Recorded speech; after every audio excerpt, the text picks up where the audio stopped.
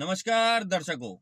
एक बहुत खूब दोहा है, मलमल धोए शरीर को, धोए न मन का मैल, नहाए गंगा गोमती, रहे बैल के बैल। ये दोहा एक अपराधी के संदर्भ में यहाँ प्रासंगिक है, जिसके बारे में हम आपको आगे बताने वाले हैं।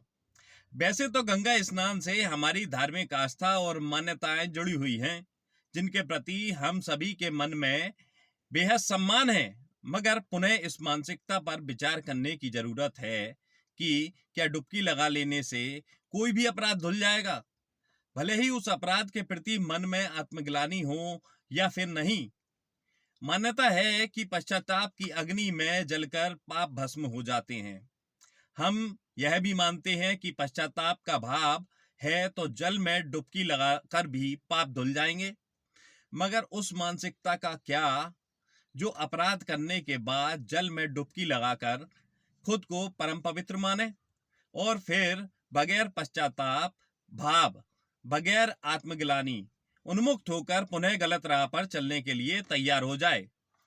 दरअसल ऐसा हम इसलिए कह रहे हैं क्योंकि प्रयागराज से हैरान कर देने वाला मामला सामने आया है।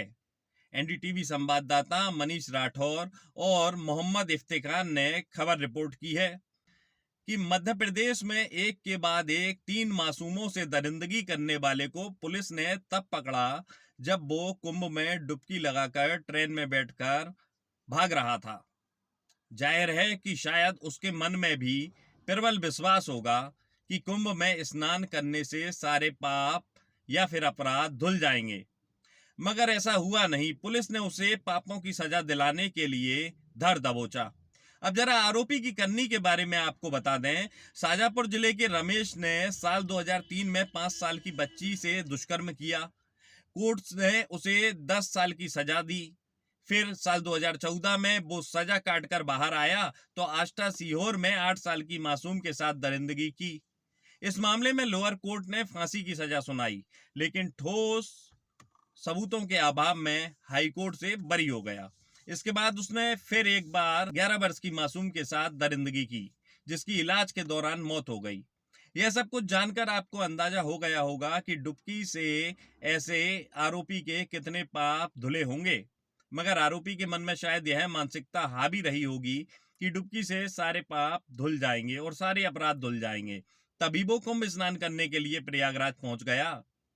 सोचना जरूरी है कि क्या डुबकी से अपराध धुलने की मानसिकता प्रबल होनी चाहिए या फिर अपराध के प्रति अपराधियों के मन में भय होना चाहिए।